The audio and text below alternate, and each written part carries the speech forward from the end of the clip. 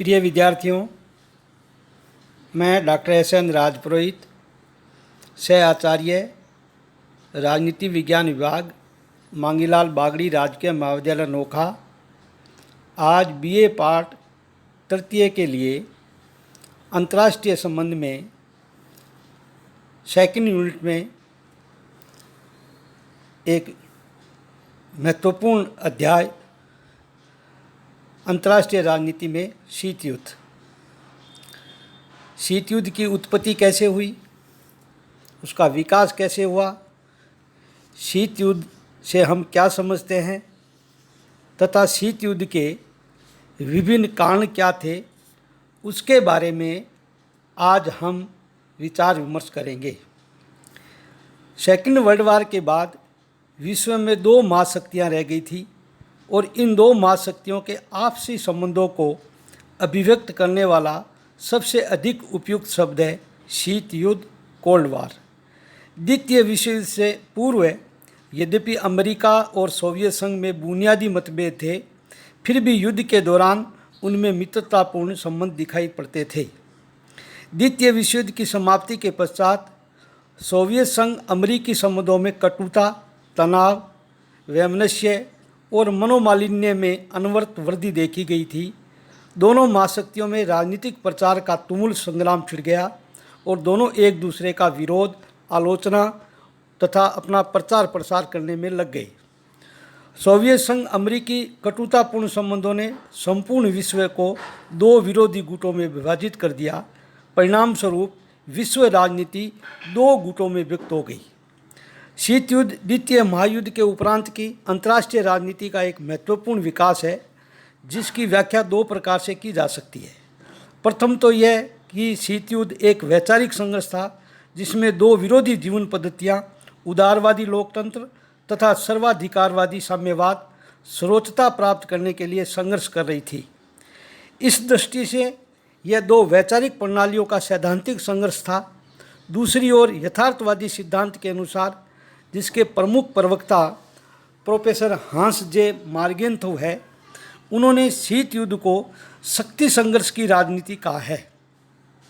अब हम शीत युद्ध का अर्थ और परिभाषा क्या है।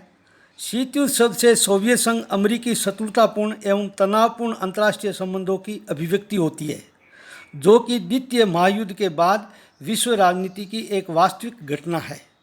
इन शत्रुतापूर्ण संबंधों को गर्म युद्ध, हॉट वार में परिवर्तित किए बिना इस शीत युद्ध में वैचारिक घृणा, आइडियोलॉजिकल हेटर्ड, राजनीतिक अविश्वास, पॉलिटिकल डिस्ट्रस्ट, कूटनीतिक जोड़तोड़, डिप्लोमेटिक मैनरिंग, सैनिक प्रतिस्पर्धा, मिलिट्री कंपटीशन, जासूसी, मनोवैज्ञानिक युद्ध, साइकोलॉजिकल वारफेयर और कटुतापूर्ण संबंध देखे गए।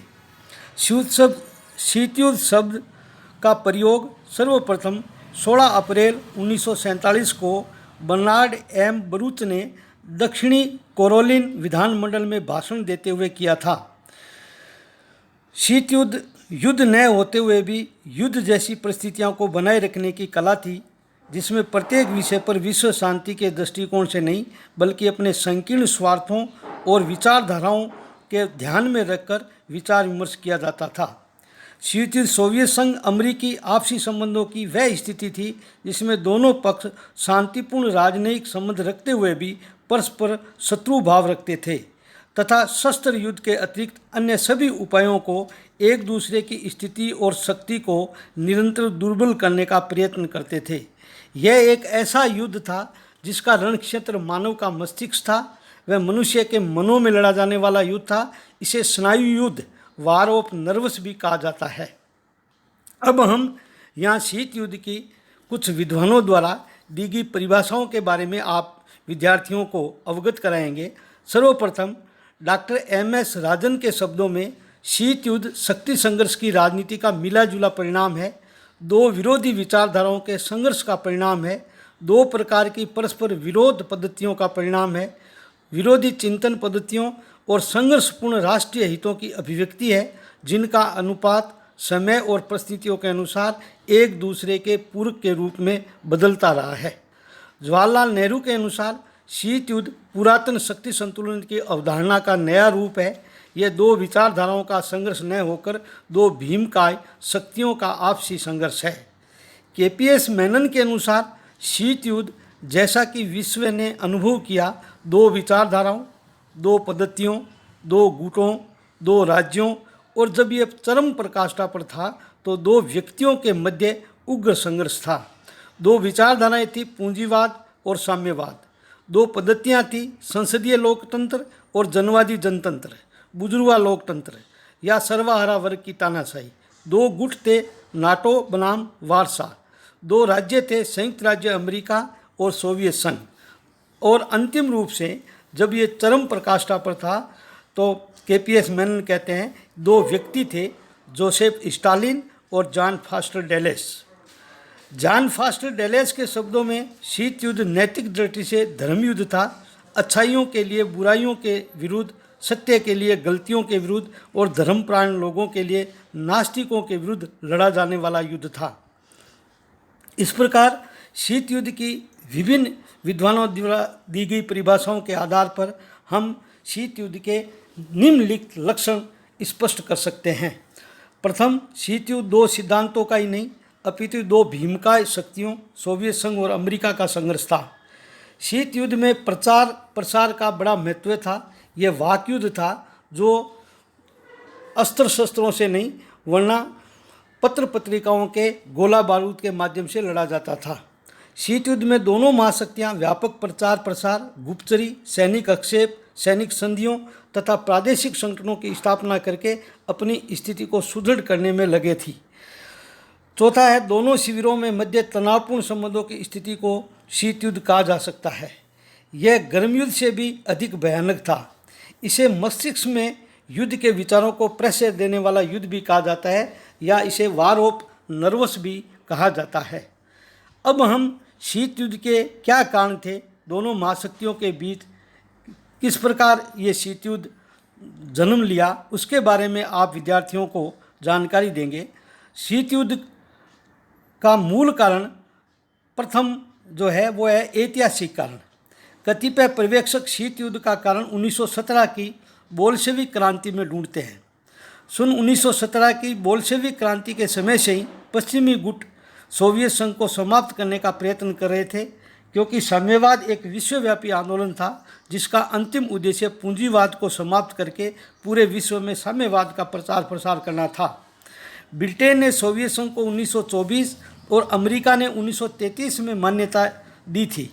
पश्चिमी देश साम्यवादी रूस को नाजी जर्मनी की अपेक्षा भी खतरे की दृष्टि से देखते थे। पश्चिमी देश हिटलर को सोवियत संघ पर आक्रमण करने के लिए हमेशा प्रेरित करते रहते थे, जिससे स्टालिन जो था वो पश्चिमी गुट से नाराज हो गया। द्वितीय मोर्चे का प्रश्न। द्वितीय विश्व युद्ध के दौरान जब हिटलर ने सोवियत संघ को भारी जनधन की क्षति पहुंचाई तो सोवियत नेता स्टालिन ने मित्र राष्ट्रों से यूरोप में नाजी फौजों के विरुद्ध दूसरा मोर्चा खोल देने का आग्रह किया था, ताकि नाजी सेना का रूस की सीमा पर पड़ा दबाव कम हो सके। परंतु रूजवेल्ट और चर्चिल महीनों तक इस अनुरोध को टालते रहे। सोवियत इतिहासकारों के मत में यह देरी अमेरिका और ब्रिटेन की योजनाबद्ध नीति का परिणाम थी, जिससे नाजी जर्मनी साम्यवादी रूस को पूर्णतः ध्वस्त कर सके। इससे स्टालिन को यह समझने में देर नहीं लगी कि पश्चिमी देशों की आंतरिक भावना सोवियत संघ को समाप्त होना देखने की है। इसलिए संदेह की दृष्टि स्टालिन के मन में पश्चिमी राष्ट्रों के प्रति संदेह की स्थिति पैदा हो गई। तीसरा, युद्धोत्तर उद्देश्यों में अंतर। अमेरिका और सोवियत संघ के युद्धोत्तर उद्देश्यों में भी स्पष्ट भिन्नता थी। भविष्य में जर्मनी के विरुद्ध सुरक्षित रहने के लिए सोवियत संघ यूरोप के देशों को सोवियत प्रभाव क्षेत्र में लाना चाहता था, तो पश्चिमी देशों के मत में जर्मनी की पराजय से सोवियत संघ के अत्यंत शक्तिशाली हो जाने का भय था। यह देश सोवियत संघ के बढ़ते प्रभाव क्षेत्र को सीमित करने के लिए कटिबद्ध थे। इसके लिए आवश्यक था कि पूरी यूरोप के देशों में लोकतांत्रिक शासनों की स्थापना हो सके। इसके लिए पश्चिमी देश, अमेरिका जैसे देश यूरोपीय देशों में लोकतंत्र की स्थापना करना चाहते थे और सोवियत साम्यवाद को समाप्त करना चाहते थे। तो दोनों के युद्धों में उद्देश्यों में अंतर था। इसके अलावा सोवियत संघ द्वारा याल्टा समझौते की अवहेलना। याल्टा सम्मेलन 1945 में रूजवेल्ट, स्टालिन और चर्चिल ने कुछ समझौते किए थे जिसे याल्टा समझौता कहा जाता है।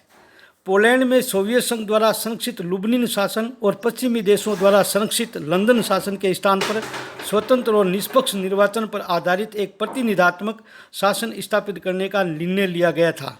लेकिन जैसे ही युद्ध अंत निकट दिखाई देने लगा, स्टालिन ने अपने वचनों से मुकरना प्रारंभ कर दिया और उसने अमेरिका और ब्रिटिश प्रेक्षकों को पोलैंड में प्रवेश करने की अनुमति नहीं दी तथा पोलैंड की जनतंत्रवादी सरकार के विरुद्ध कार्रवाई प्रारंभ कर दी।